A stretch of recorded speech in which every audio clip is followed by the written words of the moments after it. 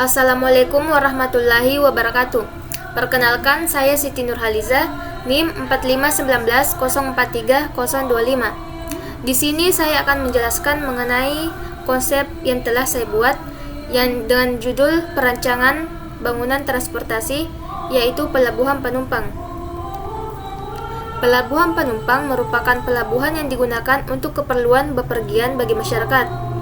Pelabuhan penumpang berfungsi sebagai pintu masuk atau pintu keluar dari atau ke negara atau daerah tertentu.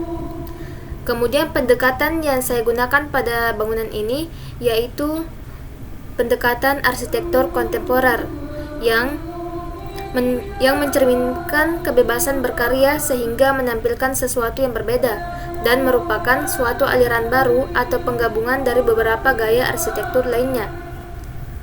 Selanjutnya yaitu besaran ruang. Total keseluruhan dari bangunan ini yaitu sebesar 9.912 meter persegi, di mana lokasi saya ini berada di Jalan Hatta dengan luas total site sekitar 9 hektar. Selanjutnya yaitu konsep hubungan ruang. Pola hubungan ruang mikro terbagi menjadi 3, yaitu pola hubungan ruang area terminal dan pola hubungan ruang area penunjang serta pola hubungan ruang area pengelola. Selanjutnya yaitu konsep analisis site. Konsep ini bertujuan untuk memanfaatkan site dengan maksimal serta dengan memanfaatkan pencahayaan dan penghawaan alami secara maksimal.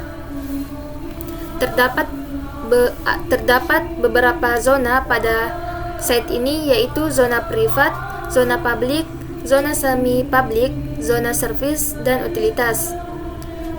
Selanjutnya yaitu orientasi matahari dan angin. Matahari berorientasi dari arah timur ke barat site. Pencahayaan alami atau cahaya matahari pagi akan masuk dari arah timur site, yakni pada depan bangunan. Selanjutnya yaitu orientasi sirkulasi. Jalur pengantar dan penjemput tidak dapat mengakses pada bagian belakang bangunan, sedangkan jalur masuk dan jalur keluarnya itu berbeda tempat. Pada perencanaan kawasan pelabuhan penumpang ini memanfaatkan lahan dengan perbandingan 70% untuk lahan tidak terbangun dan 30% untuk lahan terbangun. Lahan terbangun diperuntukkan untuk fasilitas kawasan seperti terminal pelabuhan, kantor pelabuhan, dan lain-lain. Sedangkan pada lahan tidak terbangun diperuntukkan untuk area terbuka seperti taman dan area parkir. Penghawaan dan pencahayaan alami melalui bagian atas bangunan. Bagian atap yang diberi ruang terbuka untuk memaksimalkan angin dan cahaya matahari masuk ke dalam bangunan. Sedangkan sirkulasi kendaraan penumpang pada kawasan ini dibatasi hanya sampai dengan di parkiran. Selanjutnya yaitu konsep bentuk bangunan. Tujuan dari konsep ini yaitu untuk merancang konsep bentuk bangunan terhadap site yang ada berdasarkan pertimbangan dari konsep-konsep sebelumnya. Kemudian menciptakan bentuk yang dapat memanfaatkan pencahayaan dan penghawaan alami secara maksimal. Dan ini adalah site yang telah saya buat. Di sini adalah bangunan pelabuhan, dan taman-taman ini yang berwarna hijau adalah ini seperti taman pembatas. Kemudian ini merupakan parkiran motor, dan di sini adalah parkiran mobil.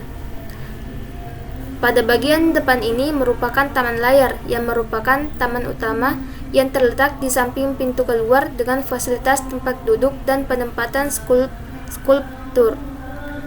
Pada bagian ini merupakan papan nama sebagai penanda bangunan pelabuhan dan sebagai estetika pada tapak yang diletakkan pada pinggir jalan raya. Selanjutnya yaitu konsep struktur dan material.